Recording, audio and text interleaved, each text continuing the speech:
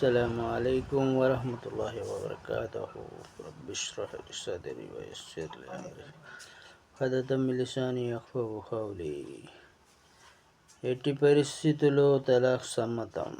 ఈ ప్రయత్నాలన్నీ విఫలమైతే అప్పుడు భర్త తప్పనిసరి పరిస్థితుల్లో ఇస్లాం చూపిన ఆఖరి మార్గాన్ని అవలంబించాలి, అదే తలాక్. అయితే ఇస్లామీ పద్ధతిని అత్యంత ఇష్టంతో గత్యంతరం లేని పరిస్థితుల్లో అనుమతించింది కనుక దీన్ని ముస్తహబ్, అభిలషణీయం, వాంఛనీయంగా చెప్పలేం. పైగా దీని గురించి దైవప్రవక్త సల్లల్లాహు అలైహి వసల్లం ఈ విధంగా సెలవిచ్చారు: అల్లాహ్ దృష్టిలో ధర్మసమ్మతమైన వాటిల్లో కెల్లా అత్యంత అయిష్టకరమైనది తలాక్.